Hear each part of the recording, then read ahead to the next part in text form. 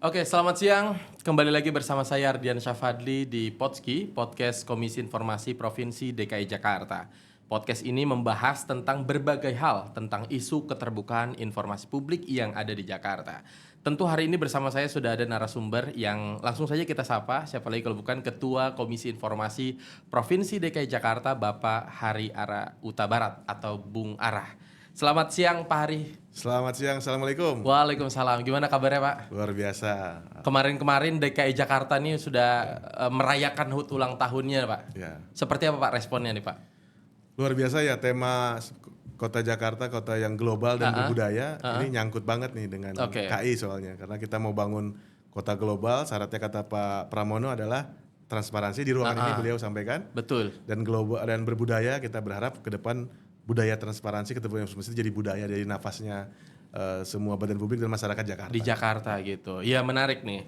Jadi kita tentu dengan merayakan HUT yang ke-498 ulang tahun DKI Jakarta, ada banyak sekali harapan yang tentu harapan ini dimiliki oleh semua warga Jakarta, tak terkecuali adalah insan keterbukaan informasi publik, terutama Komisi Informasi Provinsi DKI Jakarta dalam hal transparansi. Untuk itu tema pembahasan kali ini saya dengan Bung Ara atau Pak Hari adalah terkait dengan zona informatif hadiah istimewa KIP atau keterbukaan informasi publik untuk HUT ke-498 DKI Jakarta. Gitu. Jadi Pak Ketua izin tema kita adalah tentang zona informatif yang akan menjadi hadiah buat ulang tahun DKI Jakarta gitu, dari KI untuk Provinsi DKI Jakarta. Jadi mungkin pertanyaan yang pertama dulu nih Pak Hari adalah mungkin Pak Ketua bisa menjelaskan apa sebenarnya zona informatif, bagaimana implementasinya, atau mungkin asal usulnya nih Pak, falsafatnya kenapa kira-kira zona informatif ini menjadi sangat penting, dan sebenarnya apa zona informatif itu Pak? Ya, yang pertama, zona informatif itu tidak berdiri sendiri.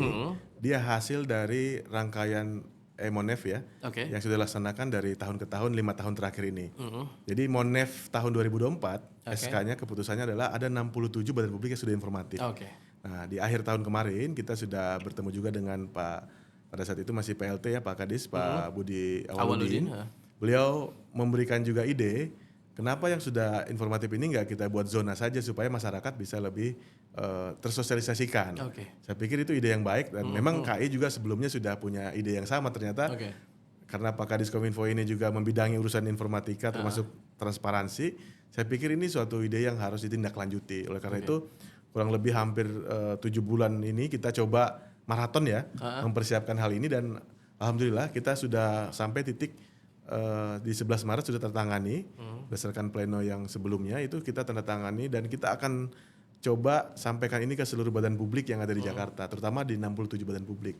Sehingga ini kita berharap zona informatif ini menjadi satu contoh di Indonesia, dan kita sudah berkonsultasi dengan KI Pusat, dengan Pak Ketua pada saat itu kita sudah minta izin, kita akan membuat satu zona.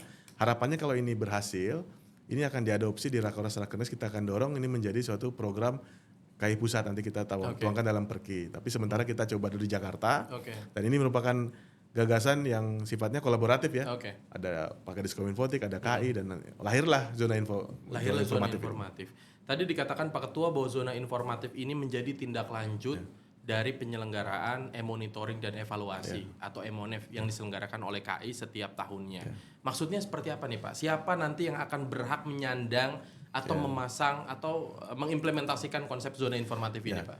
Makasih Bung Ardi. Jadi sesuai dengan putusan KI Jakarta bahwa badan publik yang memasang zona informatif adalah mereka yang sudah mendapatkan surat keputusan Monef badan publiknya dengan predikat informatif. Dengan predikat informatif. Jadi dia akan digunakan, dasarnya adalah SK Monef tahun terakhir. Dasarnya adalah SK Monef. Karena di 2024 ada yang terakhir, itu yang dipakai ada 67.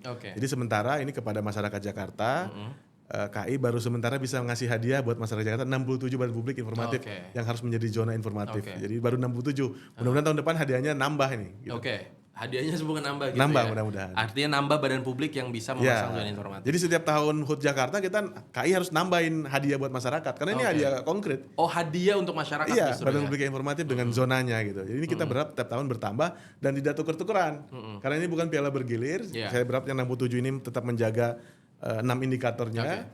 Sehingga nanti ke depan 67-nya plusnya ini mudah-mudahan yang menuju sudah semua jadi informatif itu akan hadiah tahun depan mudah-mudahan lebih banyak daripada tahun ini gitu. Dalam praktek atau penerapannya nanti akan seperti apa Pak?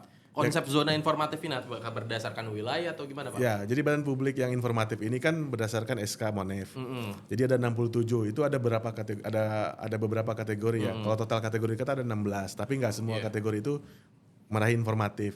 Misalnya contoh partai politik baru ada 1 misalnya. Kemudian badan publik di aparatur lain ada juga yang tidak memiliki sama sekali badan publik yang informatif. Oleh karena itu dia akan dipastikan badan publik yang informatif ini dia sesuai surat edaran nanti dia akan memiliki zona informatif itu dari mulai depan halaman kantornya. Jika ada penanda kah atau gimana? Ya, dia akan memasang spanduk dengan ukuran tertentu ya yang cukup bisa dilihat masyarakat dan masuk ke dalam dia akan juga ada banner-banner tertentu sampai ke ruang-ruang PPID-nya dia akan memasang zona informatif tersebut sehingga masyarakat tahu oh ini ada Undang-Undang 14 2008 karena kita cantumkan juga di situ di zona informatif itu Undang-Undang 14 2008 tentang keterbukaan informasi publik. Berarti gambaran saya nih Pak kalau tidak salah berarti nanti akan ada tulisan zona informatif besar. Kemudian di bawahnya ada dasar undang-undangnya gitu Pak. Ada karena terus terang kita selama ini dorong yang informatif kan badan publik.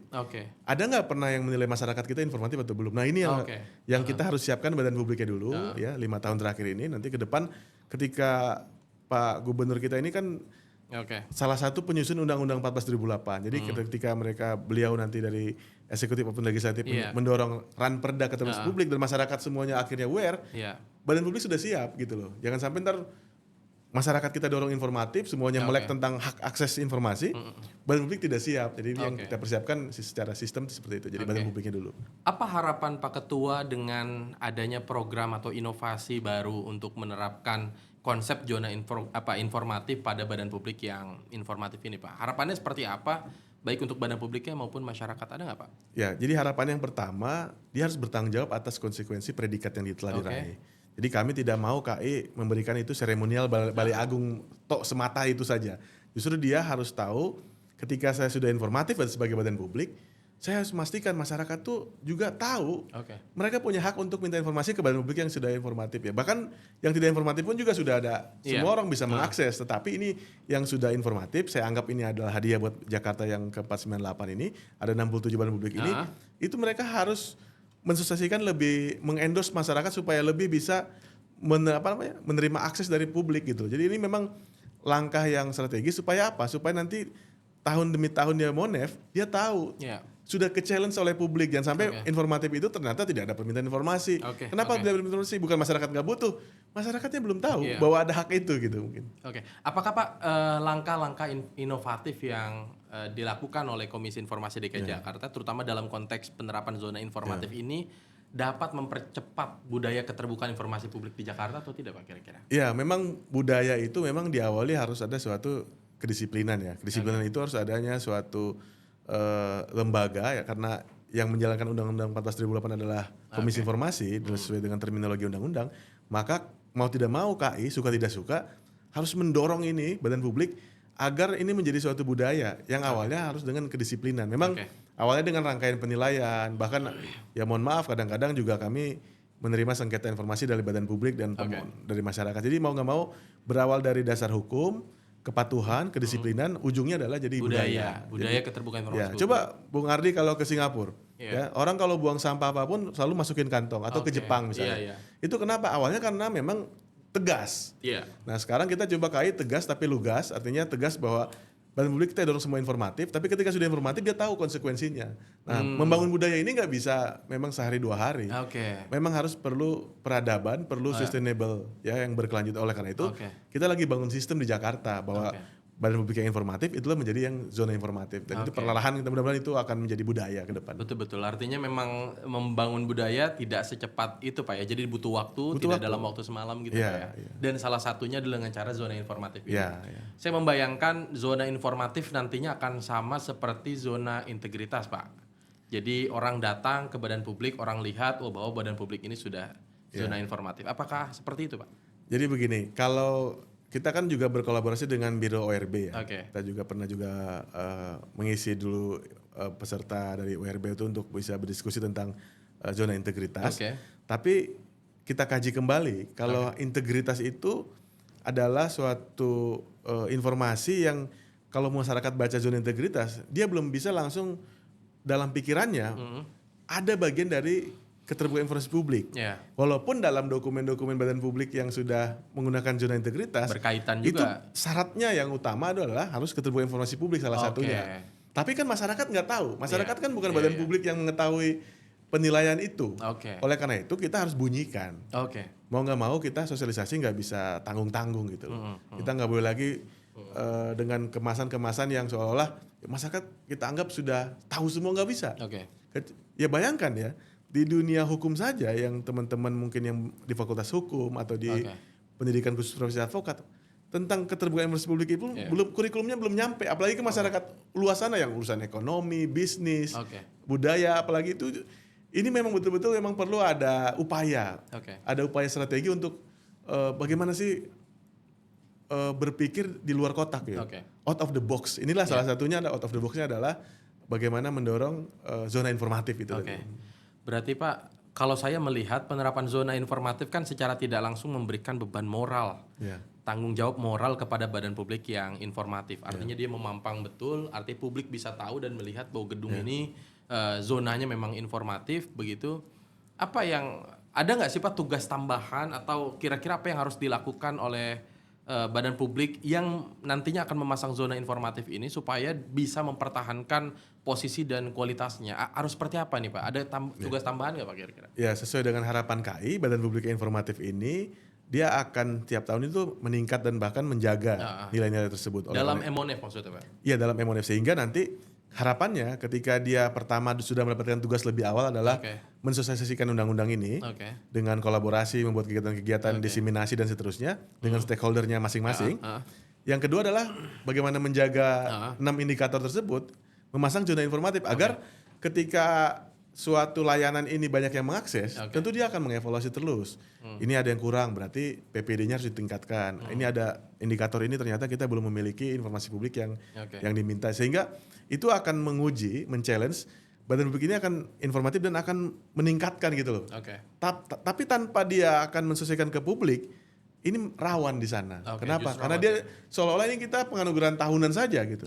Dan kita nggak mau KAI dianggap hanya untuk seremonial, tapi kita berharap ini menjadi suatu hal yang menjadi yang kata Bung Ardi tadi, ini menjadi budaya ke depannya gitu. Bukan lagi karena KAI yang meminta untuk memasang itu, tapi semua badan publik merasa, oh ya kita harus sosialisasikan nih ke masyarakat. Karena berarti ada tanggung jawab juga untuk mensosialisasikan. Betul ya. Dan itu yang selama ini badan publik masih merasa dia hanya melakukan layanan informasi, bukan mensosialisasikan. Padahal badan publik tugasnya bukan hanya layanan informasi, bahkan juga mensosialisasikan undang-undang ini. Siap. Kalau sejauh ini Pak, update-nya kalau boleh tahu seperti apa Pak? Tadi kan sudah 7 bulan digodok, kemudian update-nya sudah pada tahap seperti apa? Apakah sudah diimplementasikan atau bagaimana? Ya, kita sudah membuat surat keputusan itu, sudah tangani di 11 Maret. Dan kita sudah menyempurnakan desain-desain yang ada sehingga badan publik lebih mudah mengadopsinya sebetulnya. Jadi kita sudah per HUT Jakarta sebetulnya kita sudah siap untuk mendistribusikan. Jadi ini bagian dari rangkaian HUT Jakarta sebetulnya dalam mendistribusikan hadiah buat masyarakat Jakarta nih, zona 67 zona badan publik zona informatif tadi itu. Kalau dalam berbagai kegiatan apakah zona informatif ini juga sudah dibicarakan Pak? Maksudnya dibahas, disuarakan dalam forum-forum seperti penganugerahan mungkin atau ini atau? Ya, dalam setiap kesempatan ya baik itu di kampus maupun di tempat lain kita coba sampaikan ini, tapi memang karena badan publik itu belum menerima sampai per hari ini ya, belum menerima secara resmi, dan nanti setelah per hari ini kita akan juga masifkan sosialisasikan ini. Nah, ini podcast pertama, terima kasih. Ini podcast pertama terkait dengan zona informatif di seluruh Republik ini mungkin. Karena belum ada zona informatif di belahan Indonesia, belum ada ini, baru Jakarta yang memulai. Artinya kan kalau sudah disuarakan, dibicarakan ke berbagai pihak termasuk badan publik, kan berarti badan publik setidaknya sudah tahu nih Pak, bahwa akan ada kebijakan seperti ini. Kira-kira ada nggak sih Pak respon dari badan publik itu seperti apa Pak? Ya, saya dapat informasi 3 bulan terakhir, justru mereka ingin di-spill kira-kira apa sih yang mau dilakukan. Jadi belum di launching, udah diintip-intip nih. Mereka mau memulai menggagas. Memang itu wajar karena badan publik ini badan publik informatif, artinya yang sudah aware dengan keterbatasan informasi. Berbeda dengan badan publik mungkin yang tidak informatif, bisa-bisa ada urusan gini malah menjauh nanti. Nah ini kan kita perlu waktu untuk bagaimana menyadarkan yang tidak informatif dan kurang ini dengan coaching klinik yang ada program tersebut. Nah coaching ini mudah-mudahan juga bisa langsung melejit mereka ke informatif. Jadi nanti hadiahnya bisa berlipat-lipat buat masyarakat Jakarta di tahun depan. Mudah-mudahan seperti itu, harapannya demikian.